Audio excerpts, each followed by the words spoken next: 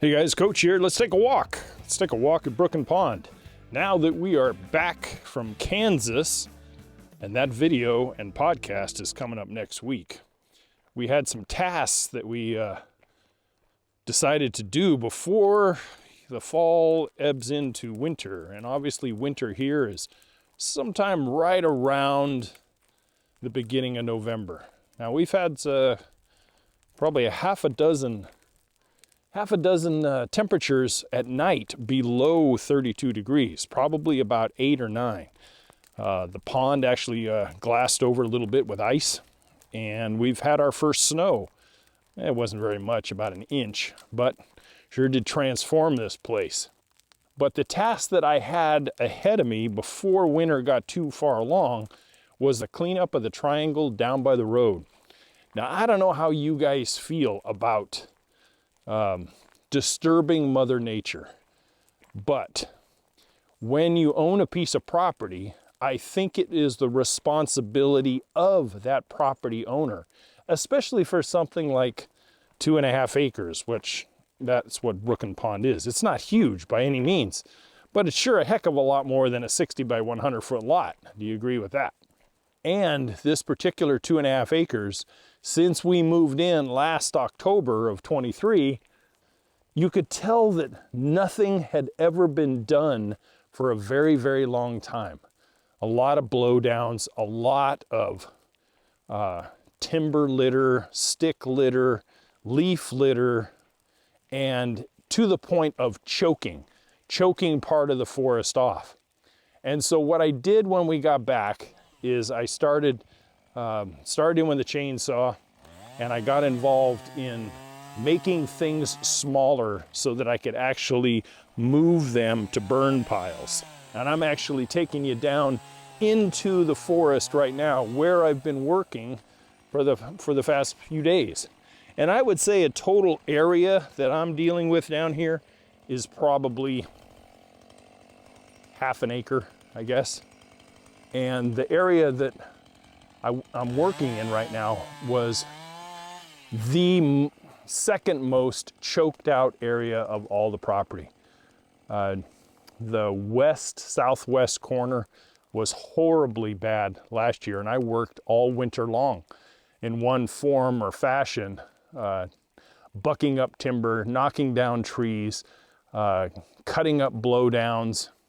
And what is left of the most recent project here is the huge snags that I had near the creek, and a lot of the brush and blowdown that it was horrible. It would just made it look unsafe, and God forbid somebody threw a match or a cigarette or something from the road, because this is right next to the road, which you'll probably hear before this podcast is over. But I didn't want the capability of a fire getting up into the canopy of the good, healthy trees. I wanted a lot of this debris on the ground to be relatively clean, relatively clear. So if something did get going, it wouldn't go very far at all. And I have 2 burn locations, and I have a third one ready to go. It is a very wet, rainy, drizzly day, which really helped douse one of the burn piles. It is 1,000% out. And yesterday's burn down at the creek, I was down here, it burned all night long. I should say kind of smoldered all night long, because I let it die down quite a bit before bedtime. But it is 100% out now. And I raked and cleaned up the creek bed itself, because where I burned was the most open air area down here. And I didn't want to obviously burn directly underneath a canopy. That's just stupid. So I was down in the creek above the water line, and I drug all the burnables to it.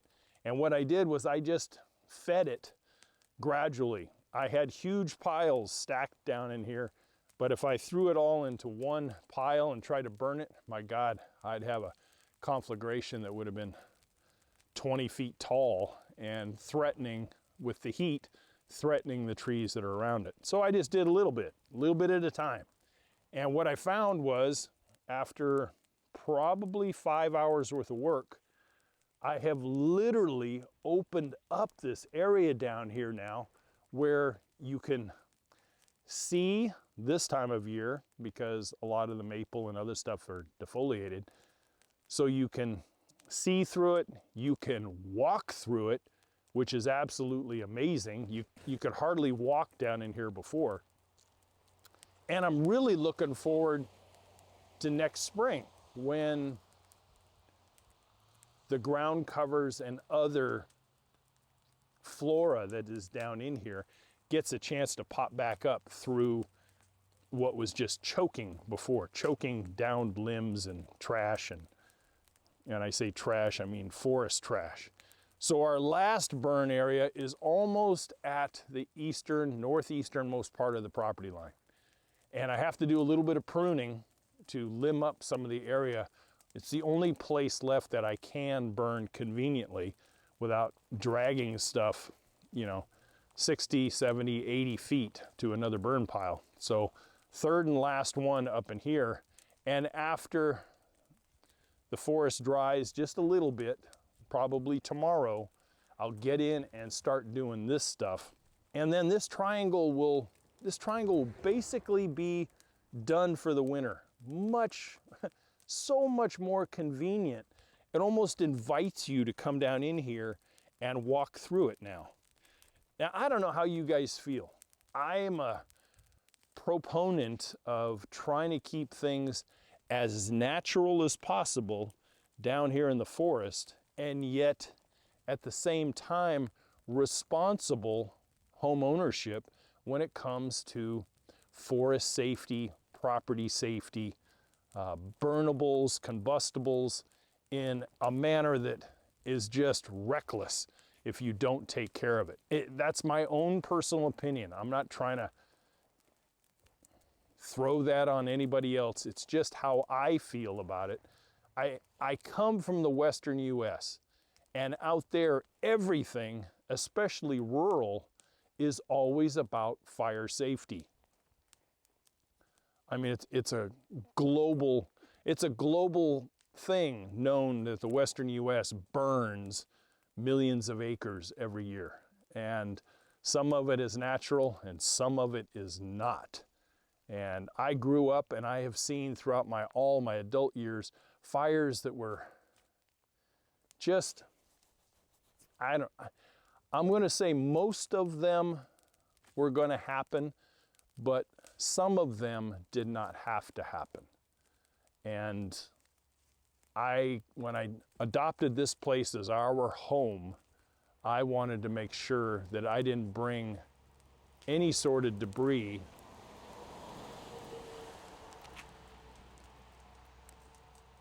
any sort of forest debris into question if something was to get tossed out here and have the chance. So I have limbed trees up to about the 6 to 7 foot level. I have removed a lot of the drape from the spruce trees, as a lot of conifer trees and spruce, pine, fir, as they grow up and the canopy above shades what was the canopy below, they die off and they leave these dry sticks. And most of us know that once a fire gets up into the canopy is where the tragedy really starts. And so if I limb it up, I have a much better chance of not getting stuff up in there. And those drapes, those dead sticks, are just highways to the canopy.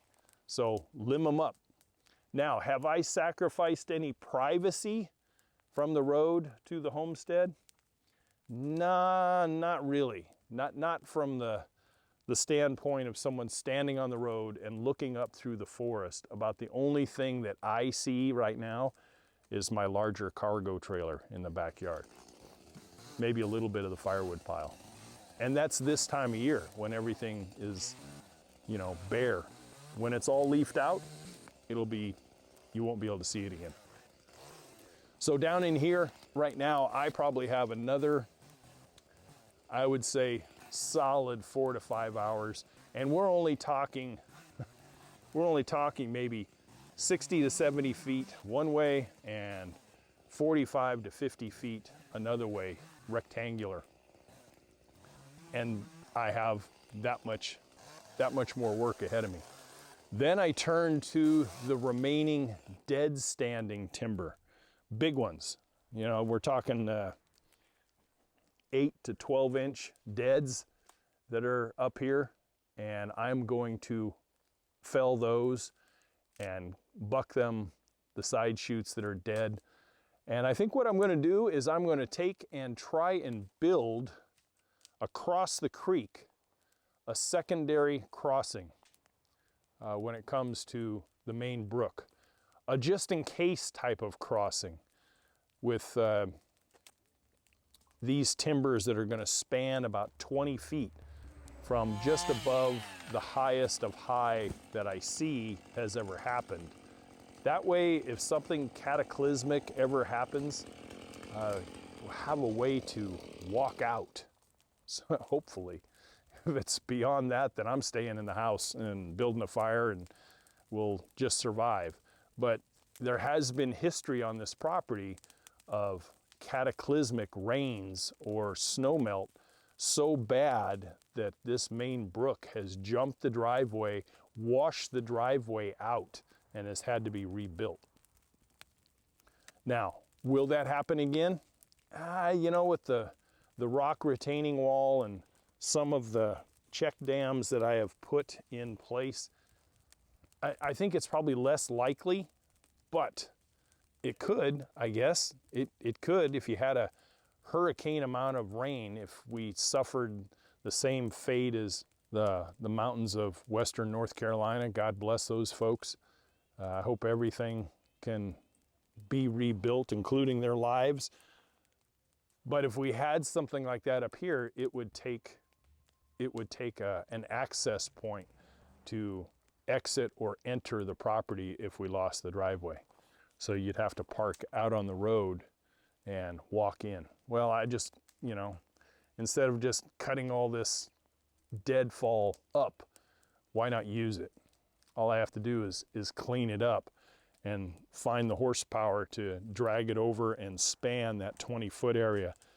And I'm just going to notch it out and put it on other timbers on both sides and shove them up against each other, and then either get some dimensional lumber or shave some of the other stuff lengthwise in half to make them a half lengths, and then just deck over the top of it. But for you who are out there with rural property, have you faced this and have you addressed this on your place? Do you have anything of a forested nature, and how have you treated the areas that you don't normally just hang out in, other than just your house area, your immediate house area? How have you approached it, and how have you cared for it? On YouTube, on the channel, I do a fire safety video. It's a little old now, but it's still very, very useful. You might want to check that out. I think from the standpoint of being able to walk through and see through the property down here, the triangle, it's much more enjoyable. And not being boastful in any way, but maybe a little bit of pride comes from the fact that you're taking care of what you own. And that's the whole premise. That's the premise behind everything that I do right now, is being able to help folks and help myself, you know, take care of what God has allowed you to own here on this earth. Whether you're mortgage free or not, it's your responsibility to put your best foot forward as much as you possibly can all the time, and reflect good on your neighbor and your neighborhood and yourself, and an example for how homeowners take care of their places to your children and the next generation of homeowners. And what I have here is an absolute blessing. It's certainly nothing super fancy. It's basic, but it's beautiful. I mean, if you've been able to wrangle a place that has 2 brooks and a pond and privacy from the road and in a beautiful forested setting, my gosh, you know, that's pretty special. That's pretty special in this day and age and this economy and everything else. And Maestro and I don't ever discount the fact of what we have. I have also noticed down in here, at one time in the past, there was some excavation that has allowed drainage from the road and snow melt from the road to be carefully channeled down through. I have secondary drainage channels in here that I didn't even know I had until I started cleaning. And now I see that someone at one time really took some time to, I don't think it was the highway department. It might have been, I don't know. But now I see ditches and sloped drainage swales that once you have a big winter where you have feet of snow piled up on the side of the roadway, when that starts to melt, you have a substantial amount of water to go somewhere. And now I see that it's somewhat controlled. It will go in places that is not gonna just wash areas out and wash them away. And that was kind of neat to find. I did not know those things existed. And this is what you find when you clean up and you expose the forest floor just a little bit. And I think next year, ferns, clintonia, some of the other perennial foresty ground cover plants are going to start popping in here. And that's really going to look cool. That's going to look really cool. So cleaning up this portion of the forest and getting it to a place that's safe still leaves a lot of the natural feel, but ground fires, ease of walking, ease of getting around your property, and keeping it tidy, keeping it natural, but keeping it safe was the whole goal behind this, and I hope that I have achieved it. There's one corner down by the driveway that I think is going to be next spring, and it has a little clutter in it, but it's mostly dogwood and other stuff that I'm just not going to get involved trying to pull that stuff out. I'm just going to get in and pull some of the dead stuff that's in there out, haul it to up the hill burn pile and get rid of it. And it's just going to stay au natural. Some of the deciduous trees that are down in here, I will probably sculpt just a little bit because they're just rangy. And there's a couple spruce trees that need to be limbed up a little bit to get the dead stuff up off the ground. But so proud of how it looks now. And yesterday's burn really opened my eyes and opened this lower section up tremendously. And you can see how I did it just little bits at a time. And then probably tomorrow, or maybe Friday, depending on the weather. It's all about wind. I don't burn if it's over 10 miles an hour. I just don't. Well, what I thought was going to be a burn day with only 5-mile-an-hour winds predicted, yeah, not so much. We have probably 15 with gusts going over 25 right now. And that's just not safe burning weather. So instead, I'm going to take down some of the bigs that were in here and either buck them up or see if I can actually move them to the position where that little bridge was going to go. You know, they give you lemons, you got to make lemonade. That's what we're going to have to do today.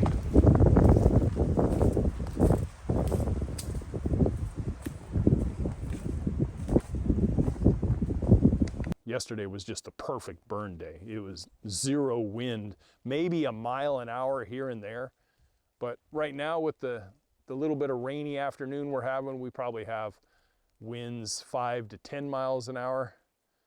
I would burn in this only because there is a lot of humidity in the air and also occasional showers. So as you look at your own property, whatever size it is, think about how it presents to you as the homeowner.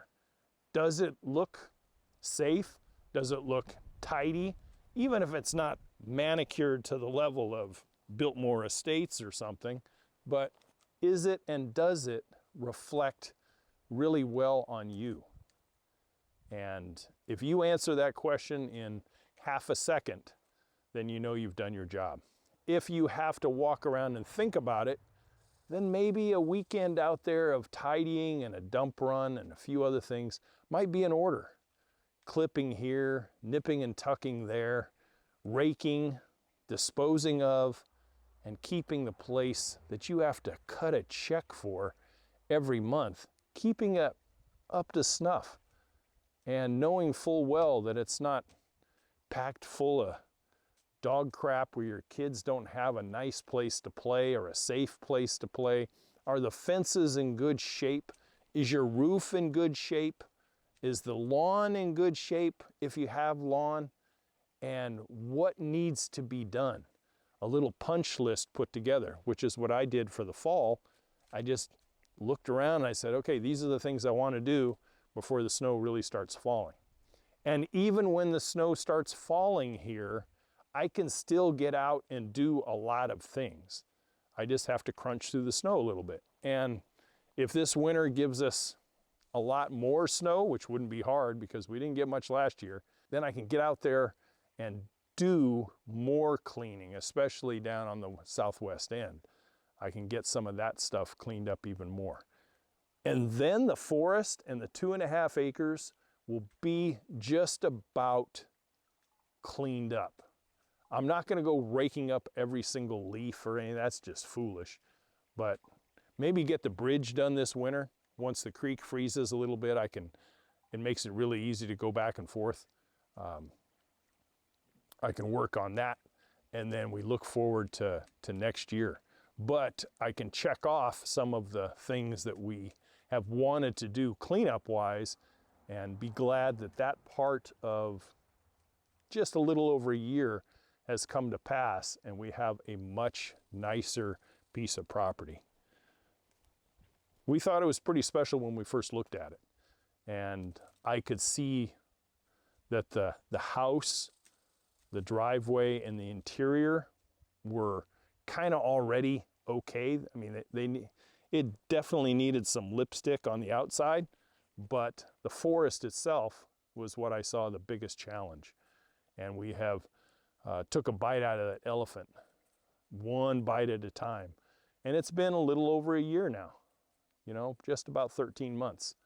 So there you go. That's what I have for you guys this week. Keeping the place that you have tidied up, how you go about it. Do you have a strategy? Do you have a checklist? Please make sure to go over to the website and check out the seasonal checklist that I have for you. The 15 step as far as how to take on a landscape project yourself, and also the book and the home course. I really appreciate your time. I hope you find success in your landscape, and I'll catch you guys next week. Any questions, any needs, whatever you might have, reach out to me, youryardcoach@gmail.com. I'll catch you guys later. Bye for now.